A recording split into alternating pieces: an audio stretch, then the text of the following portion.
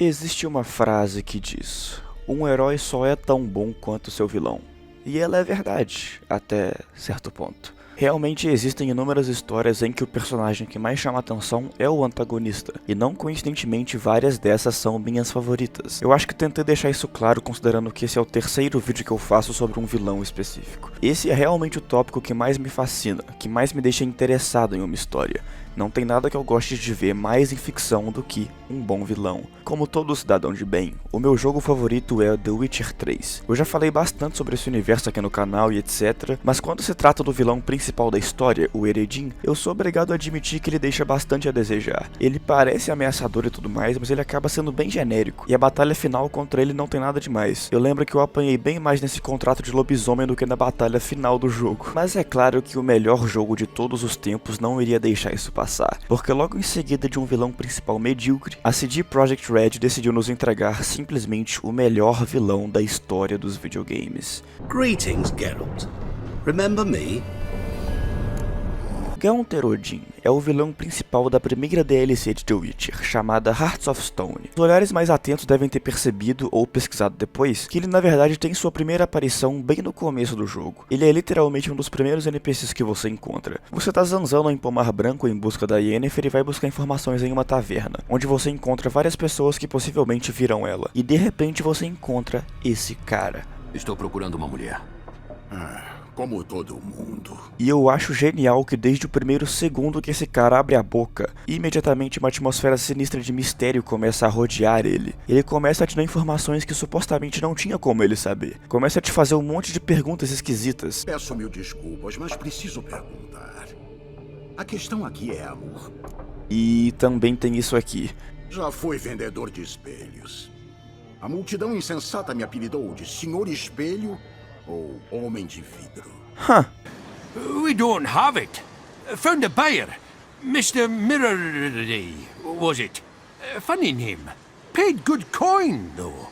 Ele te dá algumas informações importantes e depois tem uma saída extremamente enigmática. Homens da estrada como nós devem se unir. Talvez um dia eu esteja numa enrascada e você esteja por perto para ajudar.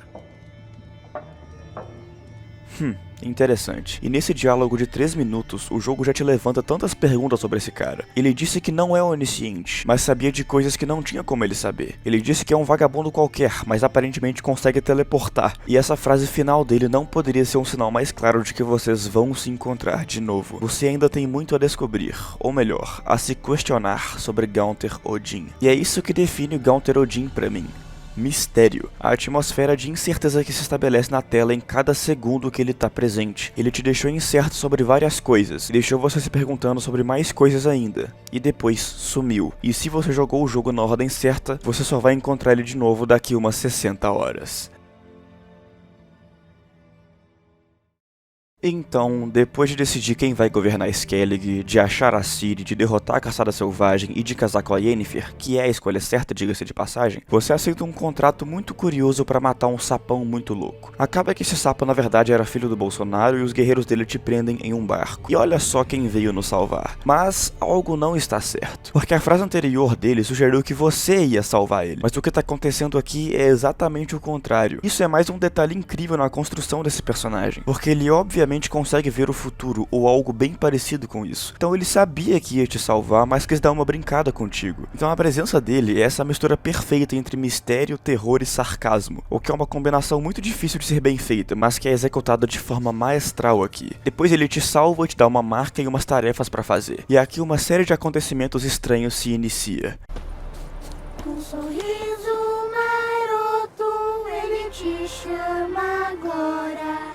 Diz coisas bem doces e a você implora. Atende desejos, ouro sem demora.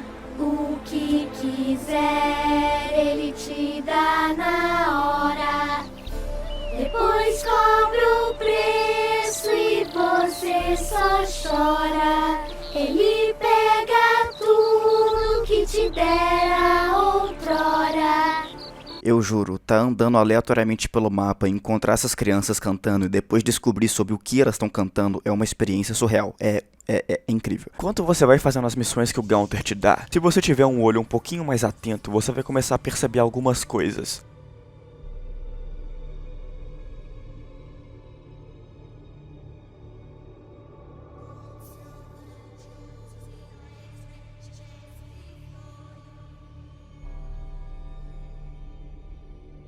Eu lembro que eu só notei o Gaunter aparecendo no fundo do cenário assim, uma vez. Todas as outras eu deixei passar. E mesmo nessa única vez que eu o vi, eu fiquei me perguntando, meu Deus, será que eu realmente vi ele ali? Será que eu tô imaginando coisas? Ou será que esse ser, quem quer, o que quer que seja, realmente está observando cada um dos meus passos? Isso reforça muito a natureza sobrenatural desse vilão, que transmite perfeitamente a ameaça e incógnita que ele significa. Porque você literalmente não sabe o que ele é. É interessantíssimo o contraste que ele tem com qualquer outro inimigo do jogo, que todos têm uma descrição perfeita no bestiário, com um tutorial muito detalhado de como o derrotar. Mas, e o Gaunter Odin? O que esse cara é?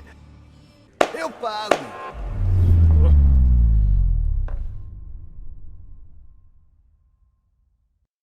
É impressionante como toda a cena dele é perfeitamente conduzida. Em cada diálogo que você tem com ele, mais coisas sobre ele você descobre. Como por exemplo nessa cena, você acabou de descobrir que ele consegue parar o tempo, ou algo bem semelhante a isso. Mas todas essas novas certezas que você adquire sobre ele, simplesmente se transformam em mais perguntas. Sinceramente, eu nunca vi uma atmosfera de mistério ser tão bem feita como essa. Você não é humano, isso é claro.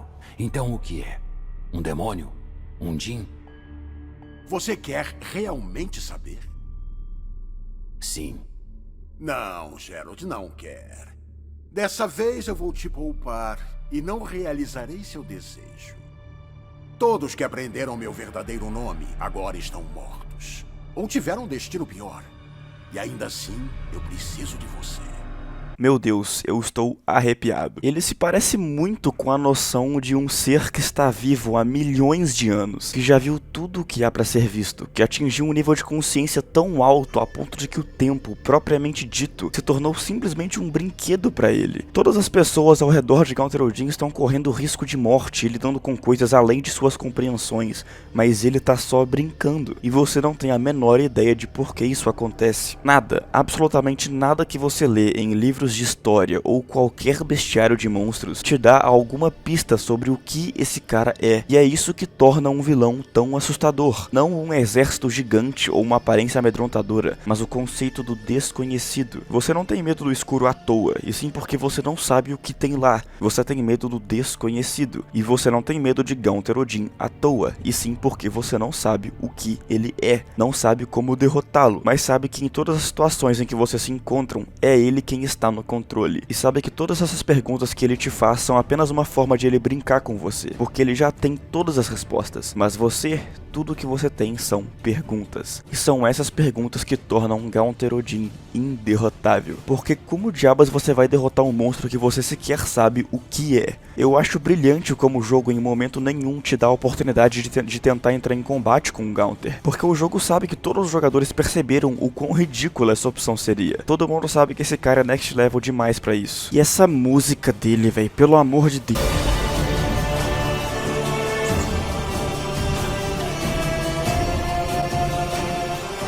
Mas o que eu acho mais impressionante são as teorias que o jogo nos permite criar sobre ele. Apesar de não haver nenhuma confirmação sobre isso, o que a maioria das pessoas parece aceitar é que ele seria alguma espécie de diabo desse universo, ou talvez até a morte propriamente dita. Um detalhe interessante que parece reforçar a teoria de que ele é o diabo é que a sigla do nome dele fica God, ou God, que em inglês significa Deus. Como nós sabemos que ele é um cara bem sarcástico e irônico, se ele realmente é o diabo, me parece apropriado ele se auto-intitular como Deus. E outro detalhe muito interessante sobre ele é que caso você jogue a história em uma ordem um pouco mais embaralhada e zerar essa DLC antes de encontrar Ciri na campanha principal e pegar o final em que o Olgierd morre, você tem uma série de diálogos incríveis com ele. Ele te oferece um desejo, como normalmente aconteceria, mas como nessa linha do tempo você ainda não encontrou a Ciri, você pode perguntar pra ele onde a a Ciri tá. É esse tipo de detalhe que torna The Witcher 3 incrível. Dá pra ver que a equipe que produziu esse jogo pensou em cada detalhe e considerou todas as possibilidades que o jogador poderia escolher. E essa é a resposta que ele te dá, inclusive. Diga onde encontrar Ciri, minha... Filha adotada. Eu sei. Infelizmente, não posso ajudar. Por que não? Com certos assuntos, nem mesmo eu posso interferir. Ciri está escondida de minha visão, além de meu alcance. Mas encontrar ela não é o que deveria te preocupar. Porque a encontrará, estou certo. E aqui ele te dá dicas de todas as escolhas que você precisa fazer para pegar o melhor final do jogo. Haverá uma época em que ela virá até você derrotada, resignada. Encontre uma forma de fazê-la rir. Haverá uma época em que alguém a trairá. Deixe ela extravasar a raiva. Haverá uma época em que ela ficará de luto por um amigo. Fique com ela. Haverá uma época em que o medo irá tragá-la. Inspire a coragem necessária nela, mas não haja em seu lugar. E nunca, nunca deixe-a sentir como se a tivesse vendido.